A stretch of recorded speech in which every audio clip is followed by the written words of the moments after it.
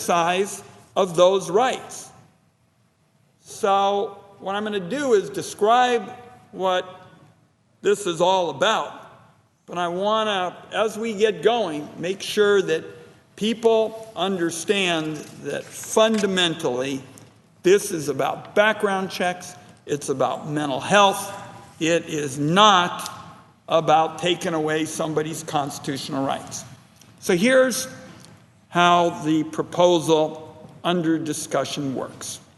If there is an individual with a severe mental impairment, that means that another person, perhaps a family member, is in charge of their Social Security benefits, then the background check is to be informed by Social Security that the person with a severe mental impairment is ineligible to buy a gun.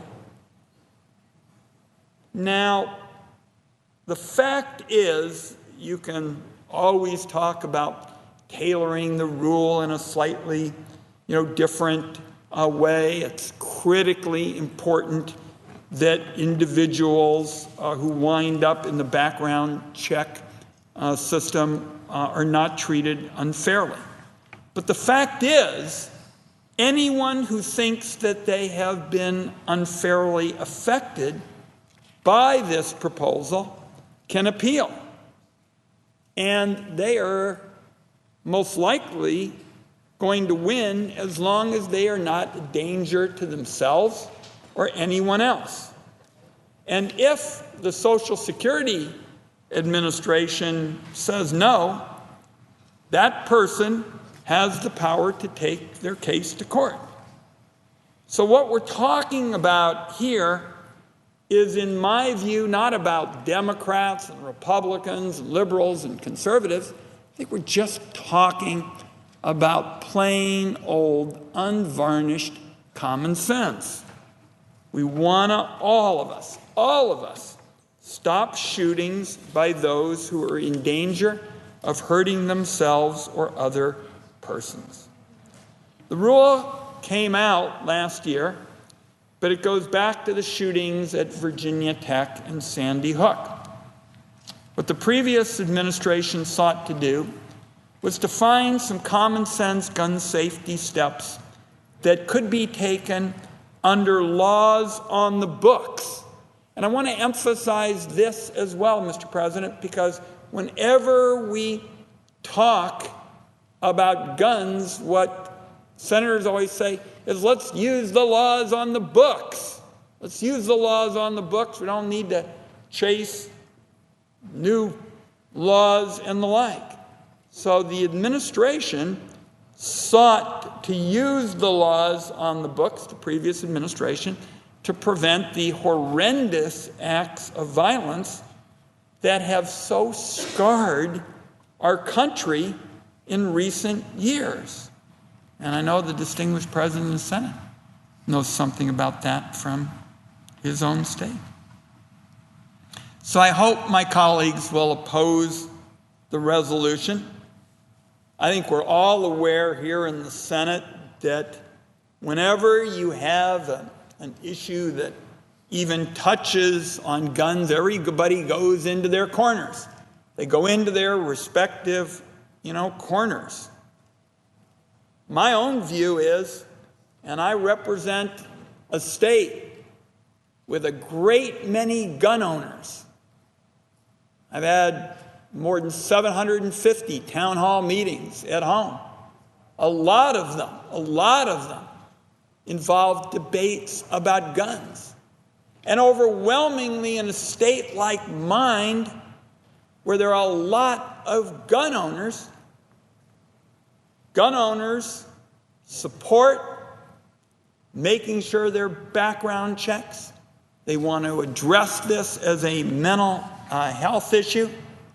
And gun owners overwhelmingly say that they've just had it with Congress doing absolutely nothing when it comes to practical, common sense gun measures like background checks. They just look at what goes on in Washington, D.C., and I've had so many, gun owners.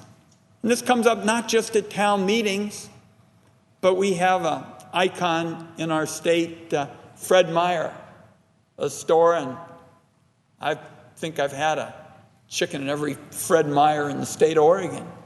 People come up and talk about issues like this in a Fred Meyer.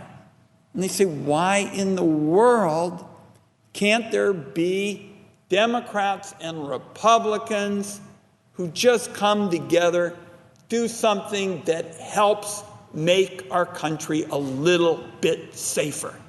And that's what this is all about, Mr. President. I'm not here to say that this measure is a panacea, that somehow this is a magical elixir that is going to reduce gun violence in America.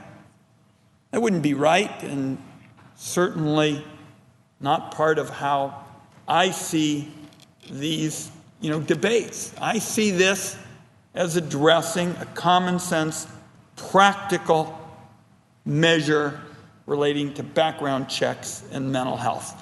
And I listened to my colleagues, my friend from the Finance Committee, Senator Grassley. And if members of the Senate feel so strongly that this particular rule needs addressing, then there ought to be a debate. The Senate, Democrats and Republicans get together, figure out how to improve the rule.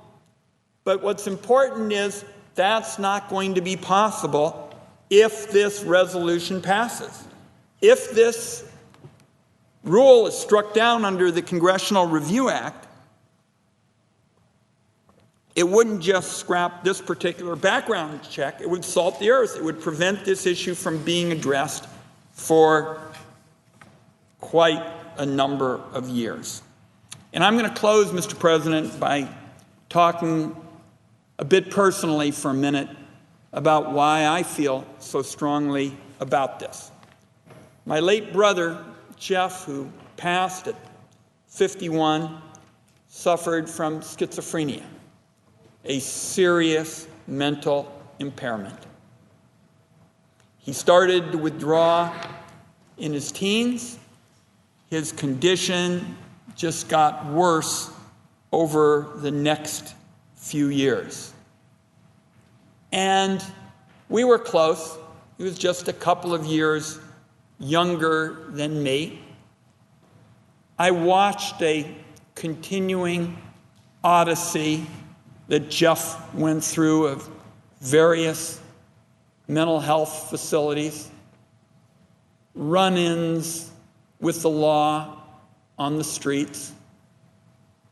And I'll say to the President of the Senate that not a day went by in the Wyden household when we weren't worried that Jeff was going to hurt himself or somebody else. And that was the reality for the Wyden family. And that is a fear that I know is seen in households all across the country, day in and day out. My brother received benefits from public programs while he struggled with a mental impairment. My dad wrote a book about it because we were so hopeful at one time. He wrote a book called Conquering Schizophrenia. We thought there was a breakthrough drug known as olanzapine. But we always felt during those years that it would be a big mistake if Jeff Wyden could buy a gun. He would have been a danger to himself. He would have been a danger to others. And I don't think Americans should have to carry that burden and experience that kind of worry that comes along with the danger that we felt week after week for years in the Wyden household, and that I know other families across the country feel as well. The President of the Senate wasn't in the chair when this began, and I started off by way of saying, to me, this is about background checks. It's about mental health. It's not about taking away people's constitutional rights. But I can understand why other people would have a difference of opinion. That's what the Senate's about. That's what the Senate is supposed to do, to debate these issues. So if somebody says, well, there's a better way to do this, to improve it, count me in. Count me in to talk with colleagues, the President of the Senate, and others about it. But you oppose this resolution today, and you close off that door. You preempt that possibility because of the way the Congressional Review Act actually works. So I urge my colleagues to oppose this. This is what the Senate says it wants to do when we talk about guns. I wish I had a nickel, in fact, Mr. President. Every time the Senate talks about guns, I wish I had a nickel for each time a senator gets up and says we shouldn't be working on guns, we ought to be working on mental health. That's what this is about, mental health and background checks. I urge my colleagues to oppose the resolution, and I yield the floor. Mr. President. The senator from Connecticut. Thank you, Mr. President. I've heard my Republican friends tell those of us who want the laws of this country changed to protect our constituents against gun violence that what we should focus on is enforcing the existing law. That we don't need any new laws. All we need to do is focus on enforcing the existing law. Senator Wyden said he wished he had a dime every time he's been told that our focus should be on background checks. Well, I wish I had a dime every time I've heard Republicans tell me that we should focus on enforcing the existing law. And yet, I would also be a rich man if I had a dime every time Republicans come down to the floor and try to undermine the existing law, try to rewrite the existing law, to make it harder in order to enforce it. The Appropriations Act is, on an annual basis, loaded up with riders that hamstring enforcement agencies, don't allow them to actually enforce existing laws. And the CRA that we have before us today will make it harder for the federal government to do what we have told them to do for decades, which is to put dangerous people and people who are seriously mentally ill on the list of those that are prohibited from buying guns. That's the existing law. The existing law says that if you are convicted of a serious crime or you have a serious mental illness, and you have gone through a process by which a determination has been made by a government agency as such that you should not be able to buy a weapon. Now, why do we have that law on the books? Why have we come together as Republicans and Democrats to say that people with serious mental illness or people that have been adjudicated of violent crimes shouldn't be able to buy weapons? Well, because the evidence tells us over and over again that if you have committed a violent crime, that you are likely, more likely than if you haven't committed a violent crime, to commit another one. And over again, as we have seen these mass shooters walk into places like Sandy Hook Elementary School or a movie theater in Colorado or a classroom in Blacksburg, we know that people with serious mental illness in this country can go buy a very powerful weapon and do great damage with it. Now, that does not mean that there is an inherent connection between mental illness and violence. In fact, we know the opposite to be true. If you're mentally ill, you're probably more likely to be the victim of violence than you are to be the perpetrator of it. But we do know that in this country, given the fact that weapons are so easy to come by, people with mental illness, serious mental illness, who have an intersection with visions of violence, often do great harm. And so we made a decision, a collective decision as Republicans and Democrats, that if you have a serious mental illness, you probably shouldn't be able to go and buy an assault weapon. That's what the law says. Section 101 of the NICS Improvement Act is entitled Enhancement of Requirement that federal departments and agencies provide relevant information to the National Instant Criminal Background Check System. That is a piece of legislation that both Republicans and Democrats supported, and it commands that federal agencies provide relevant information to the criminal background check system. Now, what's relevant information? Well, ATF defines those that should not be able to buy a gun as one who lacks the mental capacity to manage his own affairs. So there's the existing statute. Existing statute says relevant agencies should forward information to the criminal background check system on individuals who are prohibited from owning guns, and that is defined in part as individuals who lack the mental capacity to manage his or her own affairs. And that is exactly what the regulation that was proffered by the Obama administration at the end of last year does. It says that individuals who have filed a claim for disability, who meet the requirements of one of Social Security's mental disorders listing of impairments, have been found to be so severely impaired that they are unable to work, and they have been found with due process of being incapable to manage their own benefits and have had a representative appointed to them to manage their disability benefits, that those individuals meet the definition of someone who lacks the mental capacity to manage their own affairs. And so if you are supporting the CRA today, then you are undermining the ability of law enforcement to do their job, to enforce the law as Congress has passed. And so spare me this rhetoric about passing no new laws because we should just focus on enforcement. Once again, with this CRA, you are undermining the ability of the federal government and of law enforcement to enforce the law.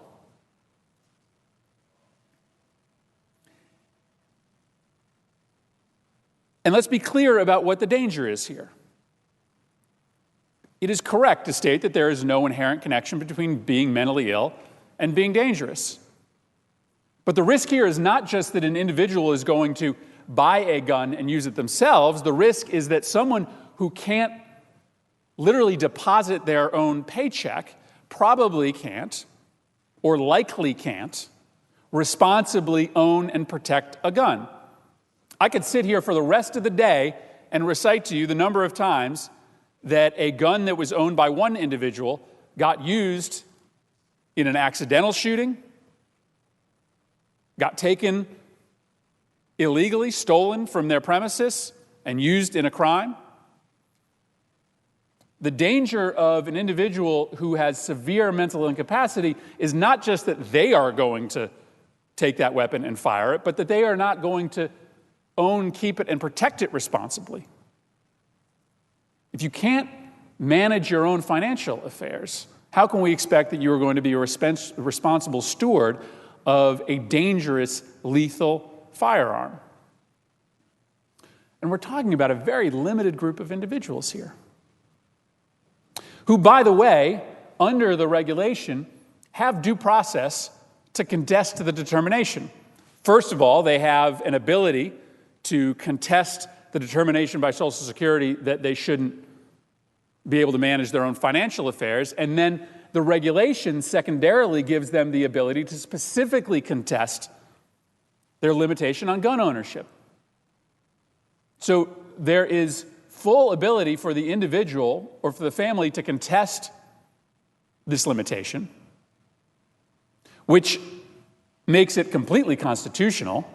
And there's nonsense that this is a restriction of a constitutional right. The Heller decision, which does hold that an individual has a right to gun ownership, also makes it explicit in Justice Scalia's opinion that there are limitations on that right. And the Scalia decision itself lists as one of those conditions the restriction of gun ownership by people who are seriously mentally ill. So the law is clear that federal agencies are required to upload information onto NICS of those individuals who cannot manage their own financial affairs because of mental illness. The Supreme Court is clear that this is entirely constitutional. And so why are we doing this? Why are we having a debate about rolling back the criminal background check system when 90% of Americans support it? I'm just going to tell you, no matter what state you live in, you go sit down with your constituents and you tell them that you voted to allow people who are seriously mentally ill to be able to buy guns, you're not going to get a lot of takers. And it's not because people don't have compassion for people with mental illness. I worked for the last 2 years to pass the most substantial mental health reform act that this body has seen in a decade. I've spent as much or more time than anybody in this chamber advocating for the rights of people with mental illness and for their treatment. But I also understand that when people are so mentally ill that they can't manage their own financial affairs, they probably shouldn't buy a gun. That's a small class of people. And, Mr. President, what makes me so angry about this is that I have no idea how to go back to the people that I represent in Connecticut and tell them that in 4 years since the massacre in a small-town elementary school, that not only has Congress passed no law, made no change in statute to try to keep dangerous weapons out of the hands of would-be shooters, but that today we are doing exactly the opposite, that the response to the epidemic of mass shootings in this country is to make it easier for people with serious mental illness to get guns. How do I explain that to people in Connecticut? How do the folks representing areas where shootings are a regular occurrence explain that Congress has done nothing to address mass shootings, to address the epidemic rates of gun violence in our cities, and yet we think it's so important to undermine the criminal background check system, not strengthen it, undermine it, then the first month of this new administration and this new Congress, we are rushing through this repeal of a common sense regulation. That is deeply offensive to the majority of Americans who think that we should be strengthening the criminal background check system, not undermining it. 90% of Americans think that we should have universal background checks. Not only are we not listening to them, we are undermining the criminal background check system today. I get that the gun lobby is pretty powerful in this place. I get that they have stood in the way of changes in our criminal background check system that are supported by 90% of Americans. But even I wasn't cynical enough to think that they had so much power that they could get Congress to roll back to undermine the criminal background check system in the wake of this continued horrific level of gun violence all across the country. Senator Wyden is right. The danger in this is not just that it has the immediate impact of undermining the criminal background check system, but that it potentially blocks our ability to get this right in the future. We don't know what the precedent is for CRAs because we haven't done them before. What we know is that it says that you can't pass any regulation that is substantially similar to the regulation that you legislated on. Well, what does that mean in the context of keeping people with serious mental illness off on the criminal background check system? Does that mean that we can't ever legislate or regulate on the narrow issue of individuals who have have their right of financial affairs restricted through Social Security, or is that a broader prohibition that limits the administration's ability to regulate on strengthening of the criminal background check system in a much more comprehensive way? You're playing with fire here because this is a precedent that we know nothing about. You're playing with fire because you're potentially limiting the ability to ever get this issue right in the future when 90% of Americans want us to work together on it. So I understand that this issue is a sensitive one. Having spent my entire career working hand in hand with committed advocates for people with mental illness, I understand the danger of conflating mental illness with violence. But this is a narrow category of individuals who, by definition, fit the parameters in existing law for those that are supposed to be on the NICS system. And for all the things that we disagree about on gun policy, right? I don't suspect we're going to get a meeting of the minds this Congress on whether all gun sales should be subject to background checks. I don't suspect we're going to figure out a way to work together on restricting access to high-capacity magazines or assault weapons. I thought at least we agreed on keeping the background check system that we have. And the existing law says that individuals who lack the mental capacity to manage their own affairs should be included on the list of those that are prohibited from buying weapons. And today, we are undermining that existing law. We are undermining the enforcement of current statute, something that Republicans have said over and over and over again they are not interested in doing. I would strongly urge my colleagues to vote against this measure. I thank the floor for the time I yield back. Mr. President. The senator from South Dakota. Mr. President, I have 4 requests, I should say, for committees to meet during today's session of the Senate. They have the approval of the majority and minority leaders. I would ask that they be approved. Duly noted. Mr. President, I also would ask unanimous consent that I be able to complete my remarks before the Senate breaks. Without objection. Mr. President, yesterday we began yet another week of considering cabinet nominations here in the Senate. Our 4th week, to be precise, and we still have a long way to go. If anyone's wondering whether this is a normal confirmation process, Mr. President, the answer is no, it's not. Historically, Senate practice has been to quickly confirm a president's cabinet nominees. President Obama had 6 nominees confirmed on his first day as president, and nearly all the rest within the first 2 weeks. And this tradition of speedy confirmation goes back a long way. By the point in every presidency since President Eisenhower's, most, if not all, of the president's cabinet nominees had been confirmed by now. Between 1881 and 1933, every incoming president had all of his cabinet nominees confirmed on day 1. What's the reason for this? Well, historically, senators of both parties have recognized that cabinet officials play an essential part in getting an administration up and running and doing the business of the American people. Once the American people elect a president, the thinking historically has gone. It's only right that the president be given the advisors he needs to do the job that he was elected to do. That is until now. This year, Democrats decided that they'd had enough of timely cabinet confirmations, that they'd had enough of bipartisanship. Since President Trump was inaugurated, Democrats have done everything they can to drag out his cabinet nominations. And you don't have to take my word for it. Here's what Politico had to say, and I quote, "Senate Democrats are slow-walking the installation of Trump's cabinet to a historic degree.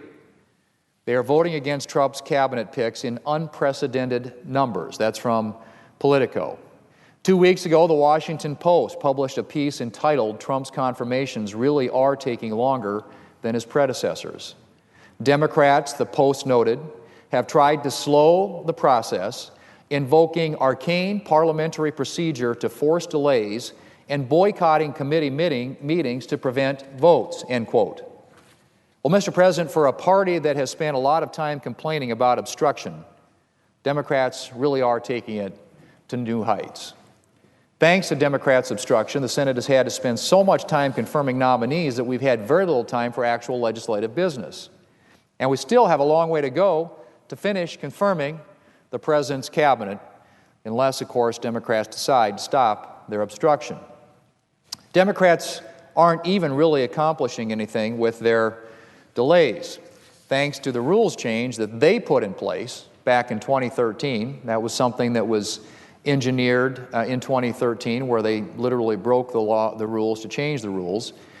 But thanks to that rules change, they can't actually prevent President Trump's nominees from being confirmed. The only thing they can do is to tie up the business of the Senate and delay work on legislation to address the challenges that are facing American families. Well, Mr. President, Democrats may not like President Trump, but it's high time that they get used to the fact that he's our president. Democrats are not helping anyone by preventing the president from having a fully functioning administration. It's time for Democrats to abandon the obstruction, confirm the president's nominees, and allow the Senate to move forward with the business of the American people. Mr. President, in addition to cabinet nominees, the Senate will be considering another key nomination in the coming weeks, and that's Judge Neil Gorsuch's nomination to the Supreme Court.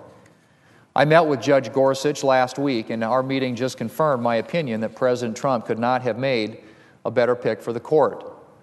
By now, I think Judge Gorsuch's qualifications are well known. His exceptional intelligence, his gift for the written word, his outstanding resume, and most of all, his clear understanding of the proper role of a judge. In his remarks at the White House after accepting the nomination, Judge Gorsuch spoke of judges' obligation to follow the law as they find it and without respect to their personal political beliefs. A judge who likes every outcome he reaches is very likely a bad judge. Judge Gorsuch has said those words more than once. Why? Because a judge who likes every outcome he reaches is likely making decisions based on something other than the law. And that's a problem, Mr. President. The job of a judge is to interpret the law, not write it, to call the balls and strikes, not to rewrite the rules of the game. Everyone's rights are put in jeopardy when judges step outside of their role and start changing the meaning of the law to suit their personal opinions. But, Mr. President, Judge Gorsuch doesn't just understand judges' responsibility. He lives it. He's won respect from liberals and conservatives alike for his deep commitment to following the law wherever it leads, even when he doesn't like the results. Here's what Neil Katyal, an acting Solicitor General for President Obama, had to say about Judge Gorsuch. And I quote, "I have seen him up close and in action, both in court and on the Federal Appellate Rules Committee, where both of us serve. He brings a sense of fairness and decency to the job and a temperament that suits the nation's highest court. I, for one, wish it were a Democrat choosing the next justice, but since that cannot be, one basic criterion should be paramount. Is the nominee someone who will stand up for the rule of law and say no to a president or Congress that strays beyond the Constitution and the laws?" I have no doubt that if confirmed, Judge Gorsuch would help to restore confidence in the rule of law. His years on the bench reveal a commitment to judicial independence, a record that should give the American people confidence that he will not compromise principle to favor the president who appointed him.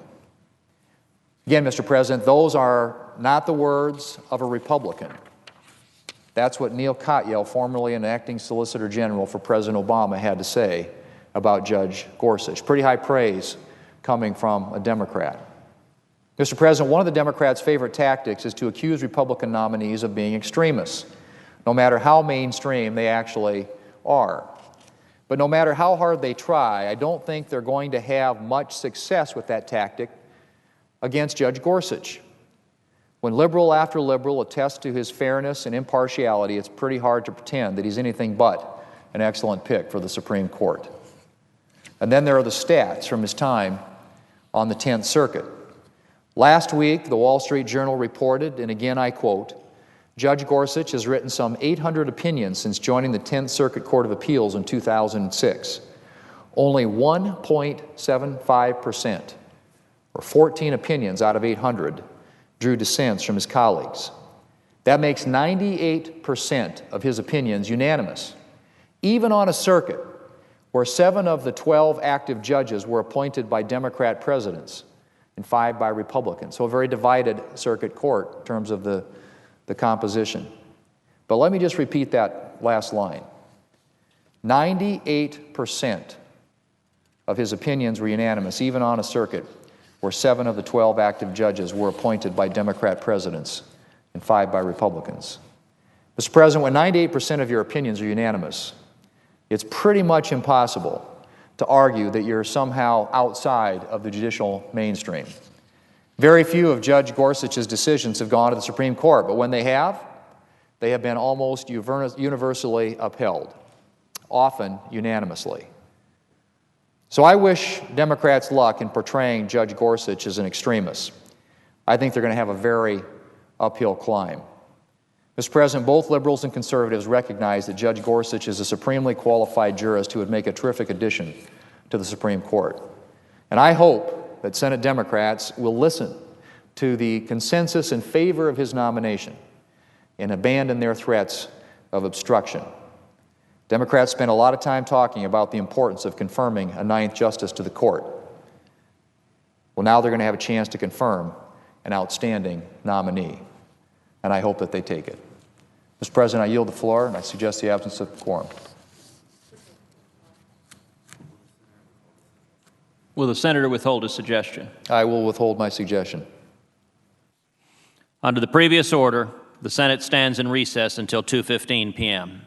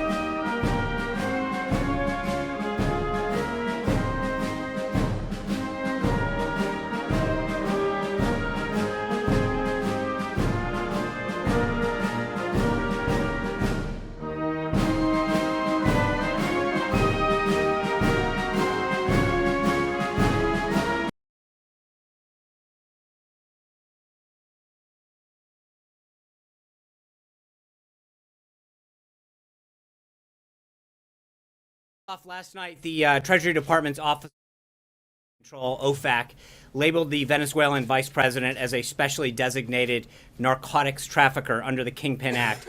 Before I continue with the briefing and look forward to your questions, I want to turn it over for a short time to newly minted Secretary of the Treasury, Stephen Mnuchin, to issue a brief statement on this and deliver a few questions. Secretary Mnuchin. Thank you. Pleasure to be here on my first busy day in office. Yesterday, the Department of Treasury's Office of Foreign Asset Control, known as OFAC, designated Venezuelan national Tarek El-Assami as a specially designated narcotics trafficker pursuant to the Foreign Narcotics Kingpin Designation Act for playing a significant role in international narcotics trafficking. Al-Sami's primary frontman, Venezuelan national Samark Lopez Bello, was also designated. These designations follow a multi-year investigation into Al-Sami's criminal activities, and President Trump appreciates the hard work put into this case by the Department of Treasury, the Department of State, as well as the National Security Council and many people throughout law enforcement. Following the signing of the executive order last week, designing to break the back of criminal drug cartels, this action demonstrates the President's seriousness about fighting the scourge of drugs in the United States. In addition, he wants to send a clear message to the people of Venezuela that America stands with them. And with that, I'm happy to take 2 or 3 questions specifically about this.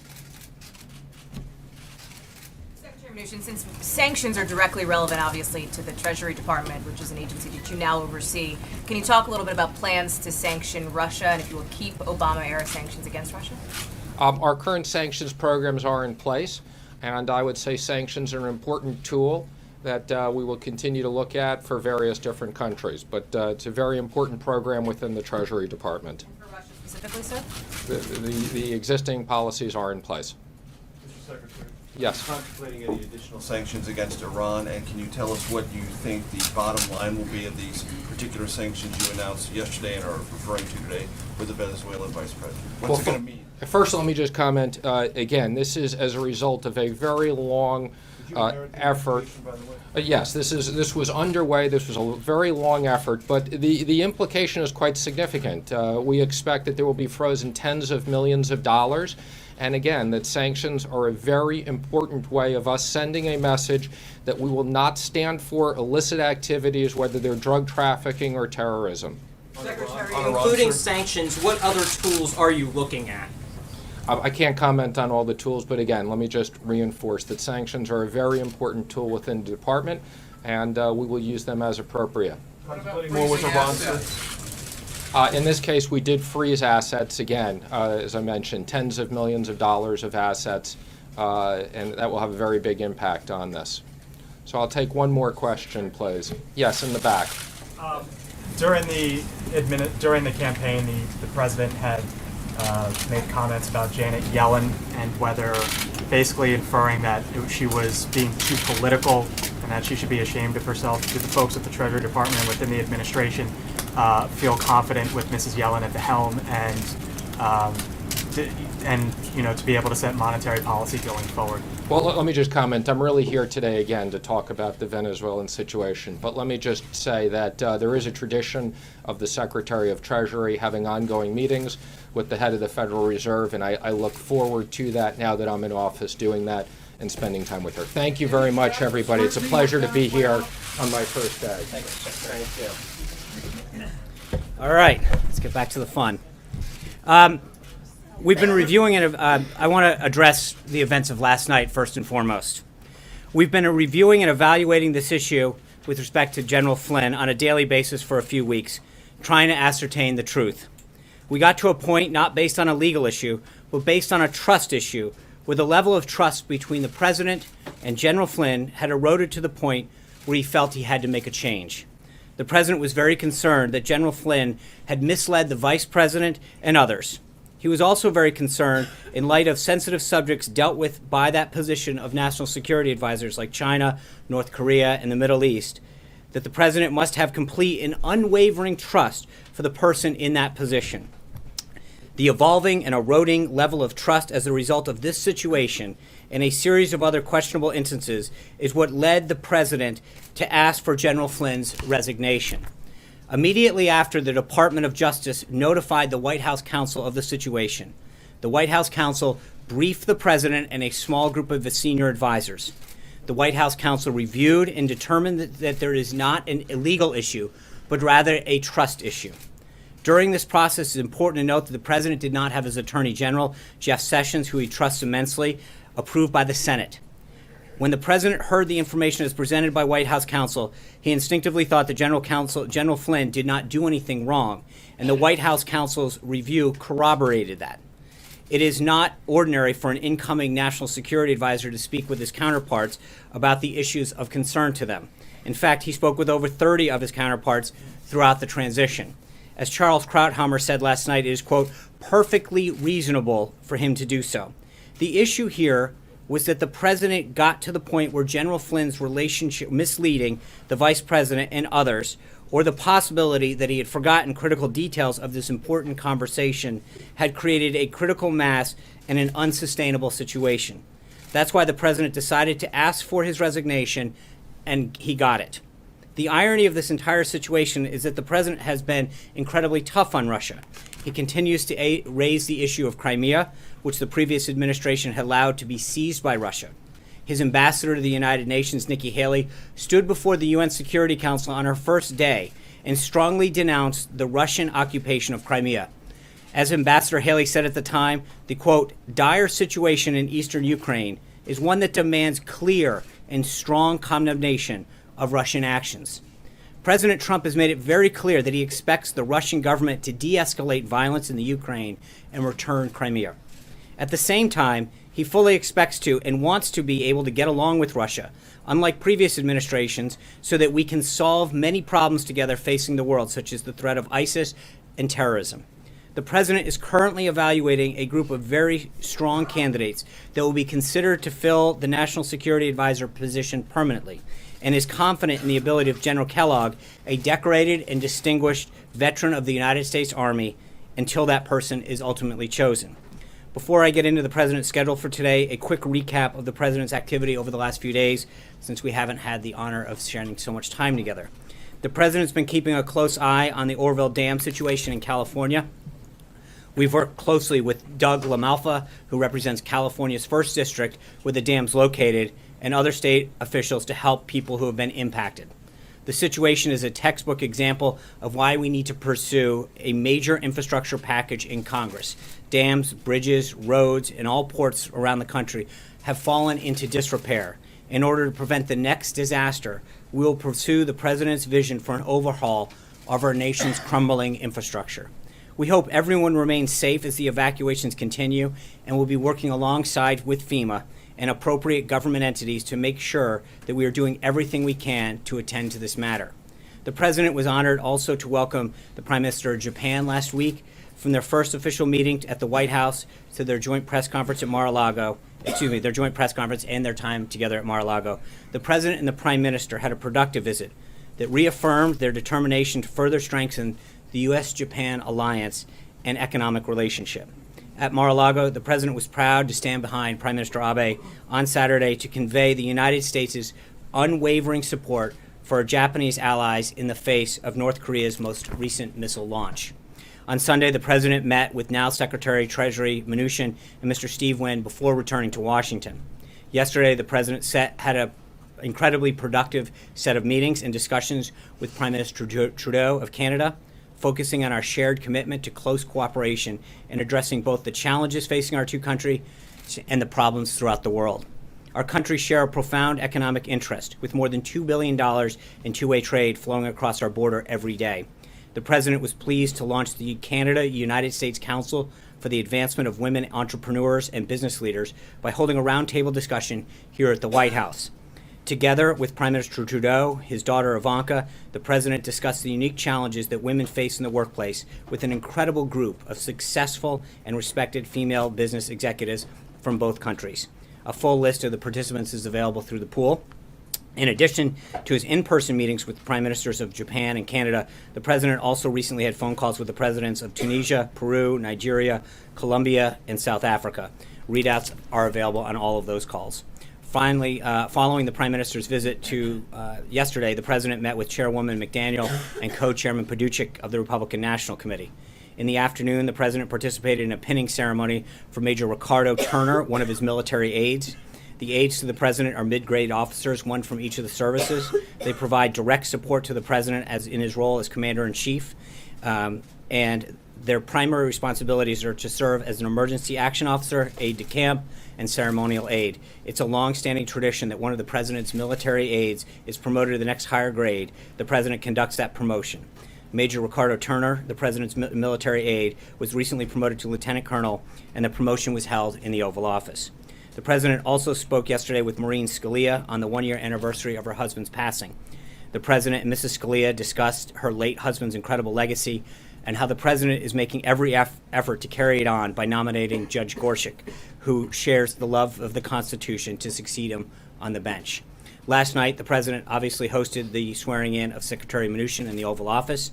Secretary Mnuchin is a world-class financier whose decades of experience with financial and monetary matters make him the ideal person to spearhead the president's plan to develop a dynamic, booming economy that works for all Americans.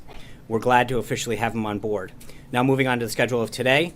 This morning, the president and newly confirmed Secretary of Education DeVos held a parent-teacher conference meeting with parents and educators from public, private, charter, and homeschools this morning. The president opened the meeting by congratulating Secretary DeVos for her toughness and staying the course throughout her confirmation process. He then discussed his vision for all Americans to have an opportunity to climb the ladder of success, starting with making quality education available to every child, no matter their zip code.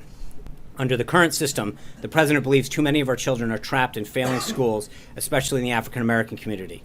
The president told the group to begin addressing this problem, which he views as a civil rights issue. He wants parents to be able to decide what educational options are best for their children.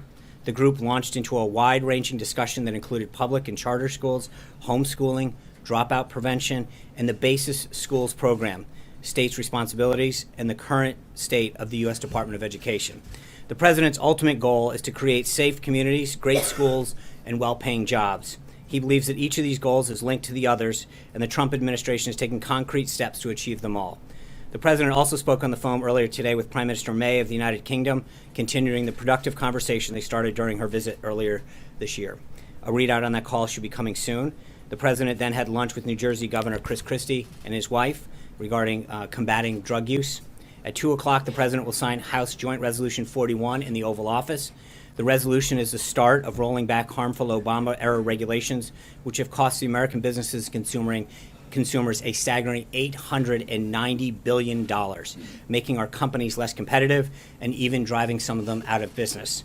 The American free enterprise system is the greatest engine for economic prosperity in the world. But for too many to reach its maximum potential, we must remove the barriers to productivity that are holding back our great workers and businesses. Misguided federal regulations, such as the SEC rule addressed by HJR 41, inflict real cost on the American people and put our businesses, especially small businesses, at a significant disadvantage. It's a priority for the Trump administration to fix our broken regulatory system so that it enhances American productivity and well-being without imposing unnecessary costs and burdens. Signing this joint resolution is one more step towards achieving this goal. Later this evening, the president will meet with Secretary Kelly and Attorney General Sessions to continue discussions on potential options for addressing the very clear national security threats we're facing in light of the recent Supreme Court ruling. Tomorrow, the president is pleased to be welcoming Israeli Prime Minister Benjamin Netanyahu to the White House. They will discuss ways to advance and strengthen the special relationship between our two countries and stability in the Middle East. They will consult on a range of issues, regional issues, including addressing the threats posed by Iran and its proxies, the crisis in Syria, and countering ISIS and other terrorist groups.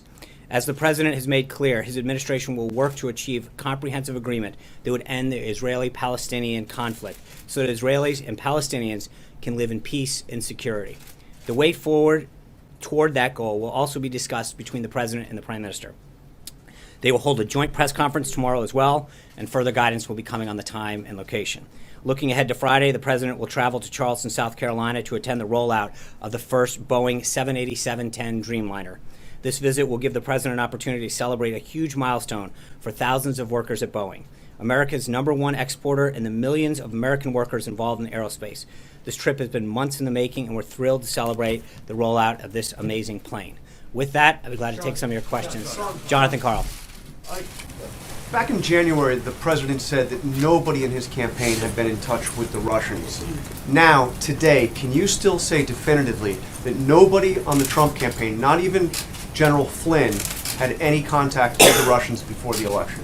My understanding is that what General Flynn has now expressed is that during the transition period, well, we were very clear that during the transition period, he did speak with the ambassador. I'm talking about during the campaign. I don't have any. There's nothing that would conclude me that anything different has changed with respect to that time period. And why would the president, if he was notified 17 days ago that Flynn had misled the vice president, other officials here, and that he was a potential threat to blackmail by the Russians, why would he be kept on for almost 3 weeks? Well, that assumes a lot of things that are not true. The president was informed of this. He asked the White House counsel to review the situation. The first matter was whether there was a legal issue. And we had to review that, whether there was a legal issue, which the White House counsel concluded there was not. As I stated in my comments, this was an act of trust. Whether or not he actually misled the vice president was the issue. And that was ultimately what led to the president asking for and accepting the resignation of General Flynn. That's it, pure and simple. It was a matter of trust. We went through a very deliberative process, a very thorough review. The first part of it was clearly to understand the legal aspect of this. And that was simply concluded there was no legal aspect. And then what happened is the president evaluated the trust aspect of it. Major. When the president was asked on Air Force One on Friday rather, Right. traveling down to Mar-a-Lago, about reports, about conversations with the Russians, about sanctions, he said, "I don't know about it. I'll look into that." Mm-hmm. Was he being truthful? No, what he asked specifically is, was he aware of a Washington Post story? He hadn't seen that at the time. Of course he was involved. I just said that he was aware of the situation right after the White House counsel informed him back in January. And his inquiry to the White House counsel was strictly about the legalities involved, not the propriety of the conversations between General Flynn and the Russian ambassador. Well, initially, just to be clear, criticism of the merits of those conversations about sanctions before the Trump administration had been inaugurated.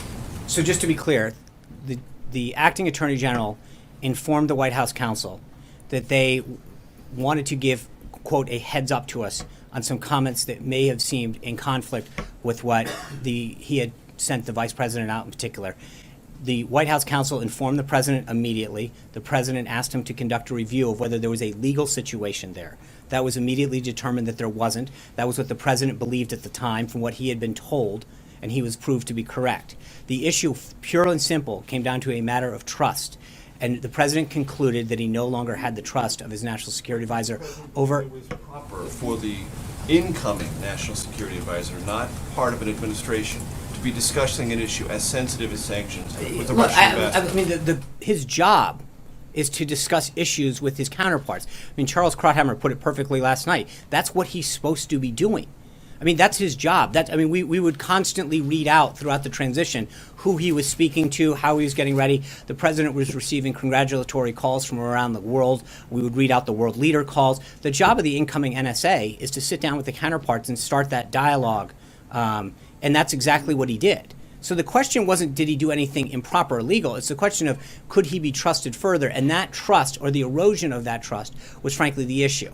So, hold on. Did the president instruct him to talk about sanctions? No, absolutely not. No. But no, and there's no, that's never. So would you prefer he had not done that? Well, I think the president had no problem with the fact that he acted in accord with what his job was supposed to be doing. He had the ability to talk about issues that were important, whether it was that or the 30 other countries that he spoke to. That was part of his job. As has been noted by many people, that's what the National Security Advisor and, frankly, other positions do. They begin the process of preparing their incoming job by talking to counterparts, people who have previously held the job, etc. If he had not done that, there would be questions as to whether he was properly prepared on day one. Conversation about sanctions. No, the issue isn't whether or not what he discussed. There's been a complete legal review of that, and there's no issue with that. The issue is whether or not he failed to properly inform the vice president or not be honest with him, or not remember it. But that's the plain and simple issue. And when he lost trust with the president, that's when the president asked for and received his resignation. Thanks a lot, Sean. Yesterday, Kellyanne Conway, a counselor to the president, said that the president continued to have trust in General Flynn. Right. What happened between yesterday morning and yesterday evening that led the president to lose confidence in General Flynn? Well, I'm not going to get into the specifics of where the president's thinking was, but I will just say, as I noted in the opening statement, that it was an evolving and eroding process. And so at the end of the day, the president made a decision, as he does on all subjects, and asked for and received the national security advisors. But he is one of those people that we've noted before. When he's ready to make a decision, he makes it, whether it's hiring somebody or asking for someone's resignation. Once he is determined that he has made a decision on any subject, that's when he informs the staff. So going into the day, it was an evolving situation. He made a determination late in the day, and he executed on it. Yeah, Alexis. He's an extremely loyal person, General Flynn. Was it a difficult decision for the president to let General Flynn go? Well, sure. I mean, General Flynn is a dedicated public service. He's headed the DIA. He has been an outstanding member of the Army, both as an officer and then as a flag officer. He's served this country admirably. And I think the president appreciated his service to his nation, his commitment to his campaign, and his service to this country so far. But at some point, the decision came down on whether or not that trust had eroded. The important matters, as I mentioned, that are before the president when he's dealing with issues of world matters, of all of the issues, friends and allies, foes, hotspots. He needs to rely on a national security advisor to give him sage advice. And I think at a certain point, that guidance, that trust eroded, and the president, as he does on all matters, ultimately decides that when he's ready to make a decision, he executes. Alexis. Questions. Does the president believe that anything that he discussed with General Flynn during the transition might have been construed by the general as a request or an encouragement to discuss sanctions with the Russian ambassador? That's question number one. So, we're going to pause. So on the first, again, as I made clear, there's nothing that the general did that was a violation of any sort. He was well within his duties to discuss issues of common concern between the two countries. I will say it again. What this came down to is a matter of trust. The president was glad that he was out there conducting his job, preparing for his job, going back and forth with his counterparts throughout the world, much as the president had done, with all of these world leaders calling the president, congratulating him, looking to set up calls for him once he was inaugurated. Similarly, General Flynn was beginning that process with his counterparts throughout the world. That was never of a concern to the president from day one that he was briefed from the White House counsel. The issue, plain and simple, came down to a matter of trust. And once that occurred, it was over. So, I'm sorry, no. Question number one, just to clarify. Yeah. The president does not believe that any discussion that might have taken place, and we know from intel it did, on sanctions, creates a problem for the president in any way. That is not a problem, that General Flynn discussed sanctions with the Russians. No, there was, as I can't state it clearly enough, there was nothing in what General Flynn did in terms of conducting himself that was an issue. What came down to, plain and simple, was him misleading the vice president and others and not having a firm grasp on his recollection of that.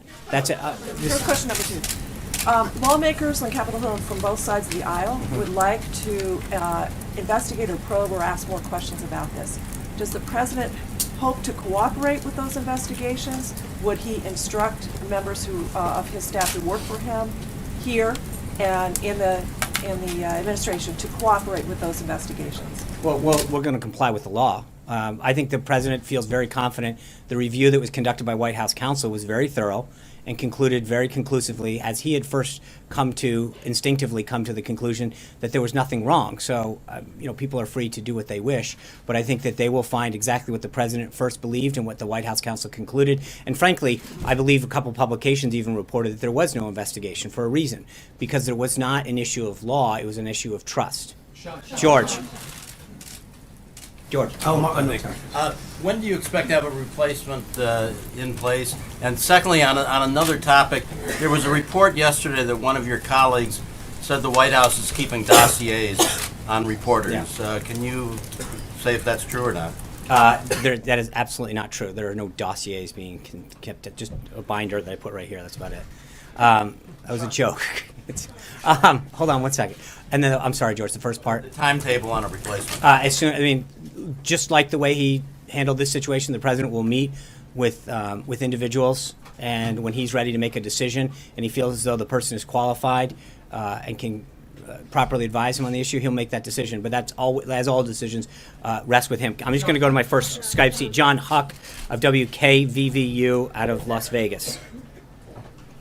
John? Thank you so much on behalf of our viewers here in Southern Nevada for the opportunity to join you today. As you know, Sean, Las Vegas has suffered terribly in the last recession, more so than perhaps any other city in the country. As the administration moves forward with repealing financial regulations and possibly rolling back Dodd-Frank, what guarantees can you make to Nevadans that those actions won't lead banks and investment banks to re-engage with the risky financial behaviors that tanked our economy the last time and left taxpayers here on the hook to bail those banks out? Thanks, John. I think one of the things, if you look at the intent of Dodd-Frank, it was to make sure that we didn't have institutions that were too big to fail. And frankly, it has actually created institutions that are now too big to fail. Dodd-Frank actually did exactly the opposite of what it intended to do. And I think when you look at the regulation HJR 41 that the president is signing today, this is another example of the president taking decisive action to roll back regulations that are frankly creating more of a burden on our nation's banks and businesses than helping them. I think the president is going to be very clear with making sure that we do things that build up the goal of what Dodd-Frank actually intended to do. But right now, we actually, through Dodd-Frank, put taxpayers more on the hook than we let them off. We've created more institutions and created more guarantees for the federal government to bail out some of these institutions if they exceed their authority. John Roberts. Let me come back to what you said at the beginning. You said the White House counsel's office reviewed this and determined that there was nothing illegal. What evidence did they look at in making this determination? And secondly, Democrats up on the Hill say that they want an investigation of this. They're looking into what did the president know and when did he know it. So can you tell us what evidence you looked at the White House counsel's office, and what did the president know about all of this, and when was he aware of it? Well, as I mentioned, the first day that the Department of Justice made White House counsel available or sought to notify White House counsel was January 26th. The president was immediately informed of the situation. As I said, based on the information that was provided at the time, his view was that this was not a violation. He was proved instinctively correct. And White House counsel at that time undertook an extensive review, both of materials and questioning. I'm not going to get into the specifics. What I will tell you is on multiple occasions, they had an exhaustive and extensive questioning of General Flynn on several occasions based on information that was provided to them or materials that were provided to them to review. I'm not going to get into the details of that, but I will just say that there was an exhaustive review. And again, the thing that's important to note is the vice president, myself, in fact, I think the first time I brought this issue up was January 13th. The Department of Justice didn't notify the White House or the White House counsel at that time in the transition phase until 13 days later. So I think it's important to understand something very, very important. This idea of why did it take so long, I think the first question should be, where was the Department of Justice in this? They were aware of this. We were making statements based on what General Flynn was telling us starting on January 13th. The vice president went out on the 15th, right? They didn't notify the White House counsel's office until January 26th. At that time, there was an immediate, the president was immediately informed of that and then asked the White House counsel to conduct a very, very thorough review. The first part of that review was focused on whether or not there was any legal issue. That's it. Once that became the issue, then it shifted into phase two, which is whether or not there was trust still maintained. And that issue, then that became a separate set of issues that were. I'm speaking to the actual evidence. The FBI has transcripts of these intercepts, which I assume were done by the NSA via a FISA court order. Was there any communication between the White House counsel's office and the FBI? Did those transcripts ever enter into I will say that obviously there was obviously communication between the Department of Justice and the White House counsel's office. I'm not going to get into the specific nature of that. I think it would be inappropriate because of the nature of the information that was being discussed. Yeah. Why not dismiss the general on January 27th? Why, if the question was of trust, and immediately, you have January 15th, he's on Face the Nation saying that Vice President Pence is on Face the Nation saying that this is what General Flynn told me, and then January 26th, you hear the opposite. Why not immediately act? Why wait another 2.5 weeks? I don't understand how that's a due process. Because what the Attorney General didn't come in, and the acting Attorney General come in and say that there was an issue. She said, we wanted to give you a heads up that there may be information. Okay? She could not confirm there was an investigation. And so it would be unbelievably short-sighted and wrong to go in and dismiss someone immediately. In fact, what the president did was take decisive action to make sure that the White House counsel thoroughly reviewed and vetted the situation. He took immediate decisive action. And if you look at the timeline in terms of what he did and how that expanded, the White House counsel's first and foremost goal was to make sure that there was not a legal issue at hand. Once that was concluded, then it became a phase of determining whether or not the general's action on this and a whole host of other issues undermined his trust in the president. But the president, from day one, from minute one, was unbelievably decisive in asking for and demanding that his White House counsel and their team review the situation, first and foremost to question whether it's a legal issue. And what they immediately determined, not immediately, but within several days, was that after review, that there was not a legal issue, and then it moved into a second phase. Mark. Because, Sean, the president tweeted this morning, the real story is leaks, illegal leaks. It is leaks. But if you think about this, understand that all of this information was leaked. I mean, I got to, and again, I know we've got this, me lecturing you about what stories should be, but I think that there's a real story here. The idea that not just in this administration, but the Obama administration, going back to the Bush administration and back, that we have an issue where classified information, of which this would be, is handled in such a way that it is being given out. And I know in some cases it's a good story, and I understand that, and that's to some degree your responsibility to write that. But I think there's also a story here where the amount of leaks that are coming out of people that are entrusted with national security secrets and classified information are leaking it out. That's a real concern for this president, that when he's talking on the phone with a world leader, that when he's making key decisions that are in the interest of protecting this country, that we have to wonder whether or not people who work for our government, who are entrusted with classified information and decisional-based materials, are leaking that information out. That, I do believe, is a big story that should be reported. I also believe that the president is rightly so very, very concerned about this, because it's not just something that is plaguing, the current situation, but it goes back through the Obama administration, the Bush administration, the Clinton administration. When we have government employees that are entrusted with this and then leak it out, that undermines our national security, frankly. Trey. What is the I'm sorry. I apologize. I know you just forgot. I have a question, but I want you to clarify something you just said to John. Are you saying that no one has read the transcripts of the calls, or you just don't want to tell us whether they I have said that I'm not going to comment on it. Okay. So my question is about sanctions. You were very specific in talking about the sanctions against Crimea, and that he doesn't want to lift them until Crimea is returned. But the sanctions that Flynn was discussing were the sanctions for the election hacking. Right.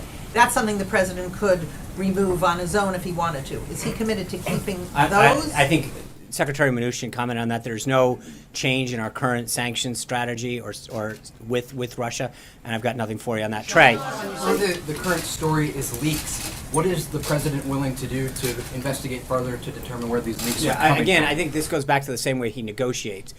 Telling people what we're going to do to cover up additional leaks wouldn't be a very sound strategy when it comes to making sure that doesn't happen again. The president's been very clear when he's negotiating or dealing with an issue like this, you don't telegraph to people how you're going to handle it. Hold on. Trey gets a follow-up. Everyone else got one. So he is going to take some sort of steps to investigate these leaks? I would just say that the president is, as I said, is clearly upset about this. He understands the threat that they pose to our national security, and he's going to make sure that he continues to take action to make sure that stops. Yes. Yeah. Thank you. So you mentioned time and time again that this is an issue of trust. You also said that it was an evolving issue, and that the issue of the trust that the president had for Flynn came down to this deception that happened with the vice president, but also a host of other issues. What were the other issues, and was the vice president the only person that was misled by Flynn? Were other people misled? I mean, I think I've stood before you before and explained what General Flynn had conveyed to me. I think there were some others that had similarly expressed that to as well. So, that's why it's others, because it wasn't just people who went out and made public pronouncements. That in a series of questioning that was rather exhaustive over a long period of time, he continued to maintain that had not occurred. And I think that's where the president continued to, and that's why the president was very clear that it was an eroding issue, because it was after a series of issues and a series of statements and pronouncements that the president came to that conclusion. Were there other issues outside of this call and the deception over that led to the mistrust? I think the statement's very clear that it was this and a series of issues. With that, let me go to Jason Stevens of the Federalist paper in Ashland, Ohio. Thank you. What our readers at the Federalist Papers Project are most interested in is returning the country to the first principles of Republican government, as understood by the American founders. One of those principles in the Declaration of Independence is the consent of the governed.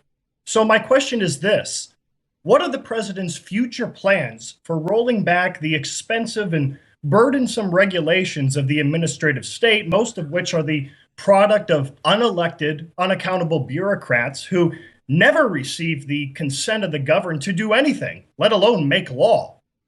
Thanks, Jason. I think, as I mentioned today, the president in just a few minutes is going to be signing H.J.R. 41, which is one of those attempts to roll back some onerous Dodd-Frank regulations with respect to the SEC in particular. He is going to continue. Last week we rolled out another one of those executive orders that ensures that for every new regulation, 2 must be gotten rid of. The president's commitment to rolling back regulation and the overreach of government, I think, is unwavering and unquestionable. So you're going to continue to see this president undo a lot of that government overreach. And so, Jim. Yeah, just a quick question. You said earlier in your comments that the president has been incredibly tough on Russia. Mm-hmm. How is that possible? He has made comment after comment over the course of the campaign, the transition, where he defended Vladimir Putin. He had an interview with Bill O'Reilly where when he was asked, Vladimir Putin's a killer, he said, well, America hasn't been that much better in this regard. Also, to me, it seems, and I think to a lot of Americans, it seems that this president has not been tough on Russia. How can you say that? Because I just walked through. I think there's a difference between the president wanting to have an understanding of how a good relationship with Russia can help us defeat ISIS and terrorism throughout the world. Look, the Obama administration tried to have a reset with Russia. They failed. They tried to tell Russia not to invade Crimea. They failed. This president understands that it's in America's national and economic interests to have a healthy relationship. If he has a great relationship with Putin and Russia, great. If he doesn't, then he'll continue on. But he's not going to just assume that because it wasn't able to happen in the past. I think you've seen with Prime Minister Abe in particular and others that the reset that Prime Minister Netanyahu has talked about tomorrow, so many of these countries from around the globe are looking forward to resetting the relationships that this country has with them, that they feel as though that they were abandoned over the last 8 years, and that they are excited about the prospect of a new U.S. relationship under a Trump administration. But with respect to Russia, I think the comments that Ambassador Haley made at the UN were extremely forceful and very clear that until they leave... Haley, not the president. She speaks for the president. I speak for the president. All of us in this administration, and so all of the actions and all of the words in this administration are behalf and at the direction of this president. So I don't think we could be any clearer on the president's commitment. Katie Pavlich. Just a quick little follow-up, because I haven't had any follow-ups, but or questions in a while. But anyway, the other question is just getting back to what was asked a few moments ago about trust and being misled. Are you saying that the National Security Advisor was intentionally misleading the president, the vice president, yourself, when he made these comments to you about that conversation? The trust is given by the president. It's a relationship between he and any individual. And so, as I mentioned in the comments, maybe it was because, I don't know that it was intentional. He may have just forgotten. But I think at some point, trust isn't just a trust. Weird thing to forget, though, in a conversation when you but talk that's the about point, Jim, is that at some point that trust eroded to a point where the president did not feel comfortable with him serving in that position and asked for and received his resignation. Katie Pavlich. On the trust issue and eroding of trust, last night in General Flynn's resignation letter, he said he inadvertently briefed the vice president-elect and others with incomplete information. Right. Considering his role in advising the president on national security matters, is the White House concerned that he maybe briefed the president-elect, vice president-elect with incomplete information on other matters of national security in addition to his phone calls with the Russian ambassador? When you look at the team, it's not one person in isolation, Katie. It's several. You've got General Kelly on the Homeland Security front, General Mattis on the DoD front. He's got an entire national security staff and apparatus that briefs him. Director Pompeo at the CIA and others from the DNI's office that come in and brief him on a whole host of issues. So it's not a single position. Regardless of whether it's a single situation, it's not as though there's one person briefing him. And the president synthesizes a lot of information, both written and stuff that is briefed to him, and ultimately is he who makes that decision based a lot on what he already knows, what he is presented with. So the president gets information from a lot of people, generals, admirals, people in the military community, ambassadors, people in the State Department, an exhaustive team at the National Security Council, and then makes an ultimate decision based on that and what he already knows to be the case. Sean. All right. So she won't answer. Sean, you've been asked a couple times about these transcripts of calls. Right. Will the White House declassify those and release them? Look, it is inappropriate for me to comment on those at this time. Right now, the focus is on some of the evolving issues that are that were going around the globe. As you know, let me answer the question. It is not an issue that has come up. I think the president right now is focused on replacing his national security advisor, making sure that he's presented with the best possible information to make these key decisions. But at this time, we also have got to be careful that we were not involving ourselves in a matter of national security. And the review, as I mentioned, was done, and then immediately last night when the president felt as though it was time for a decision, made it. That's where we are in this iteration of the process. If we have anything further for you, we will update you. I want to go to Joyce Kaufman of WFTL Talk News in Palm Beach, Florida. Thank you so much for this opportunity. I'm approximately 6 miles away from Mar-a-Lago right now. And the president met with the Prime Minister Abe from Japan at Mar-a-Lago this weekend. And beside giving us traffic and security nightmares, there were apparently conversations that took place by telephone and with the Prime Minister that were in a relatively insecure dining area. There's already video of this surfacing. Will there be a skiff put in place in these dining areas, these public places? And one last question. When he meets with Prime Minister Netanyahu tomorrow, will they be discussing moving the embassy and settlements? On the second one, I'm not going to get ahead of the Prime Minister's discussion with the president. We'll have a readout. After that, there'll be a press conference at that. With respect to the first, there is a skiff at Mar-a-Lago. And just to be clear, the president was briefed in a skiff ahead of dinner. He went and with his national security team, they briefed him on the situation in North Korea. Subsequently, he had a dinner, which was attended exclusively by U.S. and Japanese delegation members. At that time, apparently there was a photo taken, which everyone jumped to nefarious conclusions about what or may not be discussed. There was simply a discussion about press logistics, where to host the event. And then after the dinner, the president went back into the skiff to get a further update from his team. So I'm not really sure where people jump to conclusions. There is a skiff there. It was utilized on 2 occasions that evening to convey to the president by his national security team the situation in North Korea. And then the president subsequently stood shoulder to shoulder with the Japanese president to make sure that our commitment to their security and stand against North Korea was fully made aware. Margaret. Can you just clarify, because I got a little turned around. Did President Trump, or President-elect Trump at the time, know of General Flynn's discussion of the sanctions while he was NSC designate? And if not, when did he finally learn about them? And if so, why was he okay with that? So no, he was not aware, as he's not back briefed on every conversation that his national security team has or other staffers. They were performing their duties as other people were in terms of getting up to speed, conveying with counterparts and previous members of their team.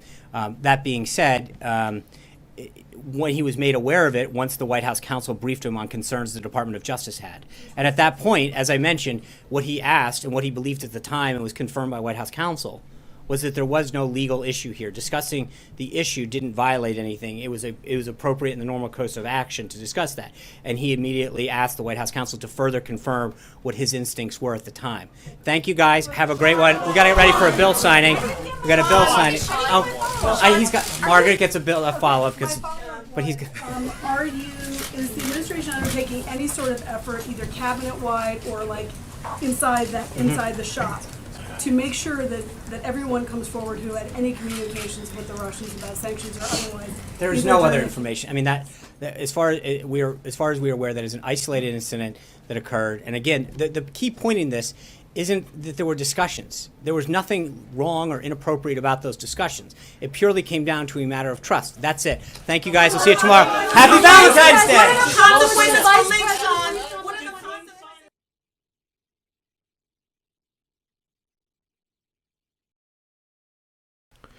All right, thank you very much, everyone, for joining us and choosing us as your stream of choice. If you are new to our community, we encourage you to subscribe by clicking the red button below. And also click the notification bell right next to it so you can get a heads up on when we go live again later on today. Or if we upload any breaking news videos. If you would like to help us out, continue operation here at Golden State Times, check out the coffee mug that we have for sale. All proceeds go to helping us continue operations and also to upgrade and bring in new shows. Again, we would like to thank you for choosing Golden State Times as your stream of choice. We have uploaded videos yesterday. If you haven't seen them, go and check them out. They're on our main channel. And we hope to see you guys here at the next live stream, which is in just a few minutes, I believe. And I also like to say happy Valentine's Day to all of you guys. You guys are awesome for sharing our streams, sharing our links, and always staying tuned for our coverage. Thank you very much, everyone. And I hope, like I said, to see you guys here at Golden State Times.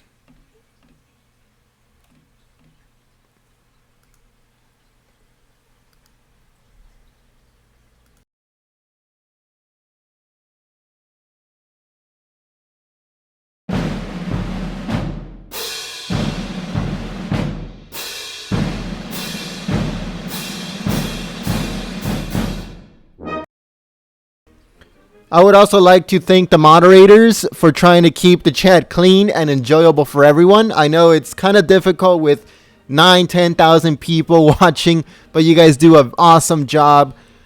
Our community is growing immensely every single day, and I would like to thank every single one of you and welcome if you just joined our community. We appreciate you joining us every single day, and I hope that you guys continue to join Golden State Times for all breaking news, all Trump administration streams and events. Thank you very much, everyone. We hope to see you guys here next time. Remember, we have more streams coming on later on today. I know it's Valentine's Day, and I know you guys are going to be out, maybe, but I hope you guys join us.